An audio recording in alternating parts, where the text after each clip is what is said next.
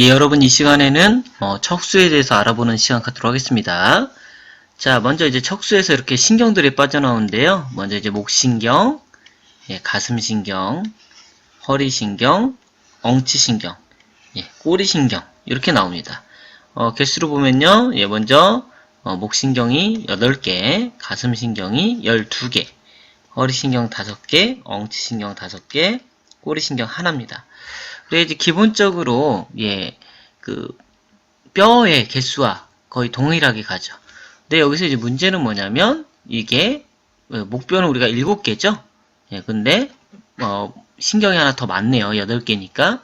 그 이유는 여기 이제 오시피탈 있죠. 예, 거기와 첫 번째 목뼈인 아틀라스에서 먼저 하나가 빠져나오기 때문에 그죠? 그 다음부터 쭉 해서 8개. 그러니까 마지막 목뼈와 첫 번째 등뼈 사이에서 나오는 것을 8번째로 보기 때문에 하나가 더 많다고 보시면 되겠습니다. 그래서 각각에 해당하는 부분, 그 신경이 빠져나오는 부분을 목척수, 가슴척수, 허리척수, 엉치척수 이렇게 또 나눠볼 수가 있겠습니다. 자, 그런데 아주 이제 중요한 것 중 하나가 뭐냐면 실제로 이 척수가 어디서 끝납니까? 여기 보면 뭐 L2 요 L1이나 2 그 사이에서 끝난다는 거죠. 그 이유가 뭐냐?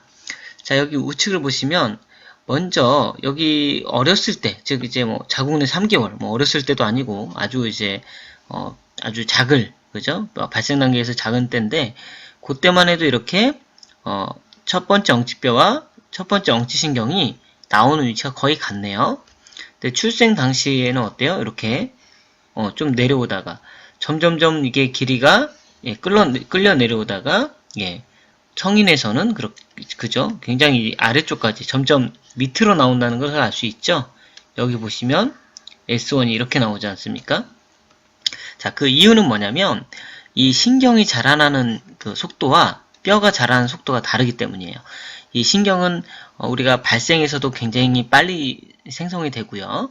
그 다음에 이미 그 성장이 되게 빨리 끝나버립니다. 일찍 시작되기 때문에. 그에 반해서 우리 뼈의 성장은 뭐 20살까지도 계속 이루어지지 않습니까? 그러다 보니까 뼈가 훨씬 더 나중에까지 길게 자라나기 때문에 이 척수가 상대적으로 일찍 끝나서 상대적으로 짧아지는 겁니다. 우리가 몸이 크면 옷이 작아지는 것과 같은 원리라고 생각하시면 되겠습니다. 자, 그리고 우리 이쪽으로 와서 하나 더 살펴볼 것이 뭐냐면 자, 예를 들어서 8번째와 9번째 가슴신경을 볼까요? 자, 그러면 예를 들어서 뼈를 보죠.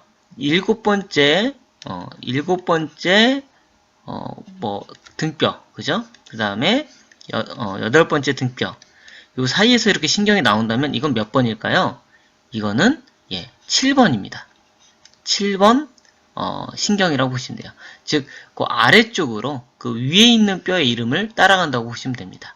그죠? 여기 첫 번째 등뼈가 있고요. 첫 번째 가슴신경이 나오지 않습니까? 그에 반해서 이 목뼈만 아까 우리 그 첫 번째 나온 것이 그 위쪽에서 나오기 때문에 이것만 예외적으로 어때요? 예를 들어서 C3번과 C4번이 있다. 요 경우에서 여기 나오는 거는 C4번, 즉 네 번째 목신경이 되겠습니다. 그래서 목에서만 이렇게 예외고요. 그 아래쪽으로는 다 윗뼈의 순서를 신경이 따라간다 라고 생각을 하시면 되겠습니다. 자, 그리고 이 끝이 이렇게 자라다 보면 이렇게 마지막에 아주 독특한 구조가 있는데요. 여기 보시면 또 이제 말총이라고 이렇게 써 있네요. 왜냐면 여기는 이제 길게 이 말초 신경들만 나오죠. 그래서 이쪽을 보시면요. 이 엉치 척수가 끝나는 마지막 부분이 이렇게 뾰족하거든요. 그래서 우리가 여기를 코너스 메듈라리스라고 합니다. 척수 원뿔이라고 부르게 되고요.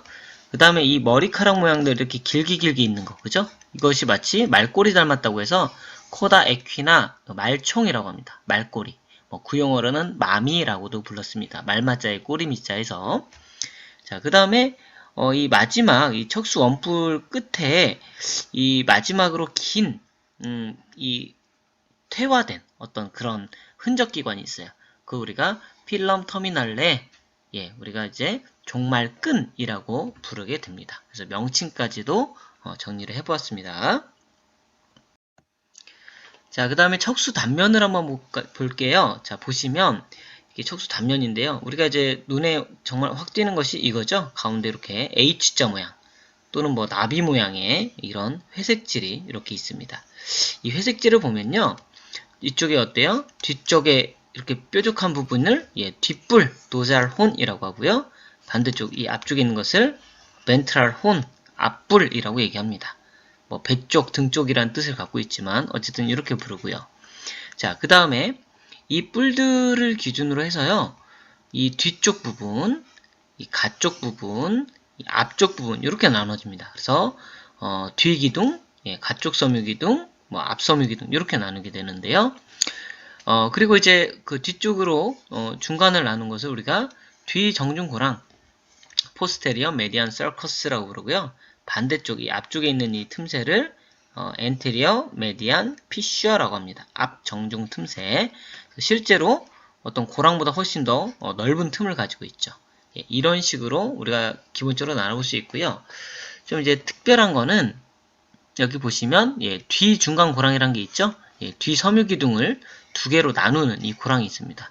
실제로 이것에 의해서 우리가 이 두 개로 나뉘는데요. 이쪽에 있는 것을 우리가 뭐 널판다발이라고 부르고요. 요 가쪽에 있는 것을 우리가 쐐기다발이라고 하는데 뭐 나중에 더 자세히 배우겠지만 쐐기다발 같은 경우는 우리 팔에서 오는 그런 감각을 위로 올리고요. 이 널판다발 같은 경우는 다리 쪽에서 올라오는 감각을 뇌 쪽으로 올리게 됩니다. 자, 그래서 이렇게 기본적인 명칭들을 보면 아실 테고요. 그다음 여기서 한 가지 생략된 게 뭐냐면 여기 이제 가쪽불이 있는 경우도 있습니다. 가쪽불. 이 가쪽불은 어디에만 있냐면 T1에서부터 L3까지 있는데요. 이것은 여기서 이제 교감신경이 나오기 때문에 그렇습니다. 교감신경이 나오는 곳에 가쪽불이 존재를 한다는 거 기억하시고요. 자, 그 다음에 이렇게 많은 기둥들이 위아래로 지나갈 텐데 이것도 아주 매우 규칙적으로 여기 보시는 것처럼 이렇게 규칙적으로 지나갑니다. 이쪽이 목이니까요. 여기 만약에 사람을 그리면 뭐 이런 모양이 그려질 수 있겠네요. 그 다음에 여기는 뭐 이런 모양, 그죠?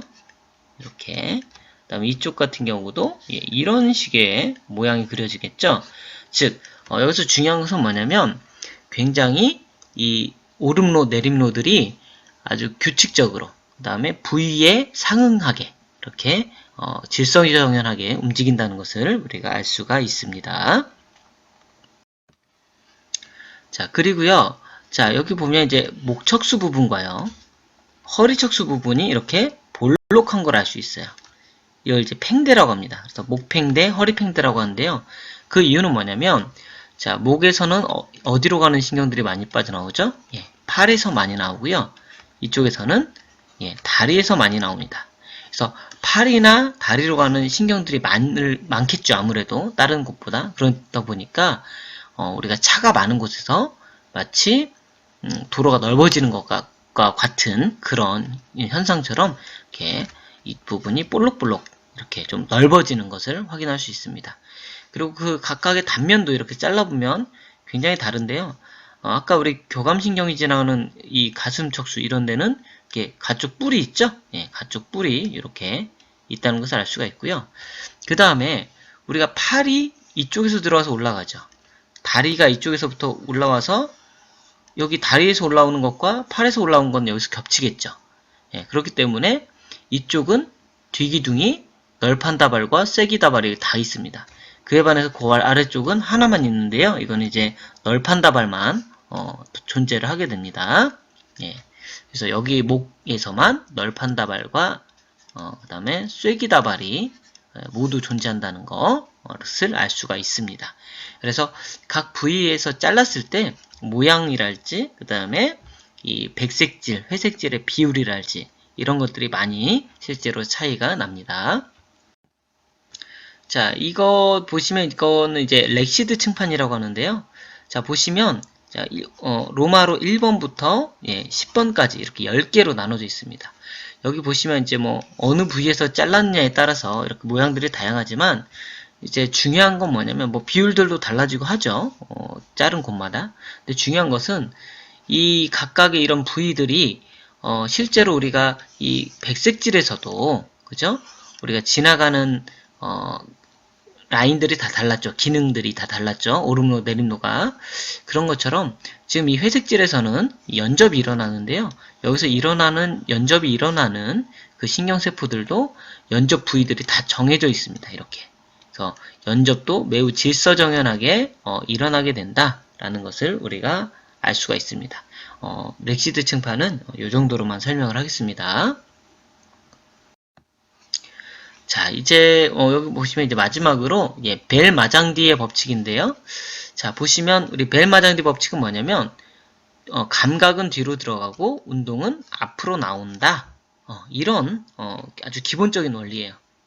우리 벨 마장디에서 이제 벨은 영국 사람이고 마장디는 프랑스 사람인데요. 실제로 두 사람이 한 100년 정도 차이가 나요. 그러니까 동시대 사람도 아니고 뭐 같은 어떤 더더군다나 무슨 연구 동료나 이런 것도 아니에요. 근데 어쨌든 각각 이제 밝혀낸 것을 이론을 합치다 보니까 그렇게 됐는데요. 자, 보시면 어때요? 여기 감각 종말에서 오는 이 보라색 라인을 쭉 타고 와서 뒤로 들어오죠. 그 다음에 여기 보시면 이 회색, 즉 내장에 있는 이 감각이 쭉 또 타서 이 뒤로 들어옵니다. 즉 피부든 내장이든 감각은 뒤로 들어오게 되고요. 그 다음에 앞으로 나가는 게 있네요. 이렇게 보시면 쭉 나가서 이 내장으로 나가는 운동, 그 다음에 녹색 라인 쭉 따라가면 근육이랄지 이런 데로 나가는 우리가 수위근으로 가는 그런 운동, 이런 것들은 밑으로 나오네요. 그죠? 앞부리로 나오는 거죠. 감각은 뒷부리로 들어가고 운동은 앞부리로 나온다. 그래서 우리 뒷부리가 손상되면 감각 소실이 오고요. 앞부리가 손상되면 운동 마비가 오게 되겠죠. 예. 이제 그런 기본적인 원리가 벨 마장디 법칙이 되겠습니다. 예. 우리 척수에 대한 대략적인 개요는 여기서 설명을 마치도록 하겠습니다.